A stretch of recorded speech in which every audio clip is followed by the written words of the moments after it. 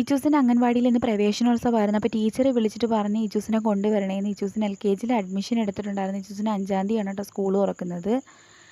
അപ്പം അംഗൻവാടിയിൽ കൊണ്ടുവരാൻ പറഞ്ഞ കാര്യം, ഇച്ചൂസിന് സർട്ടിഫിക്കറ്റ് ഉണ്ട്, അവിടെ പഠിച്ചിട്ടുള്ള കുട്ടികൾക്ക് സർട്ടിഫിക്കറ്റ് ഉണ്ട്, അതുപോലെ തന്നെ ചെറിയൊരു സമ്മാനം കൊടുക്കുന്നുണ്ടെന്ന് പറഞ്ഞ്.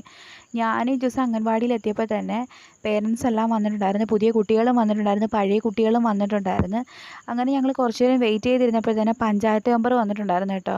അപ്പോഴത്തേനും ടീച്ചറും വേറൊരു പേരൻറ്റും കൂടെ നമ്മളെ കുട്ടികൾക്ക് കൊടുക്കാനുള്ള സമ്മാനം വേറെ ഒന്നുമല്ല, ബുക്കും പെൻസിലുമാണ് കേട്ടോ. അതെല്ലാം റെഡിയാക്കി അവിടെ വെച്ച് പിന്നെ ടീച്ചർ കുറച്ച് നേരം ഇരുന്ന് പ്രസംഗിച്ച് കാര്യങ്ങളെല്ലാം പറഞ്ഞു തന്നു. അതിനുശേഷം പഞ്ചായത്ത് മെമ്പർ പ്രസംഗിച്ചു.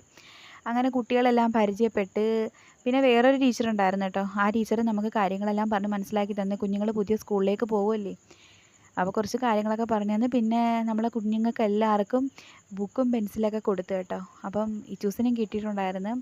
അങ്ങനെ ഇച്ചൂസും പോയി വാങ്ങിച്ച് ഇച്ചൂസ് ബുക്ക്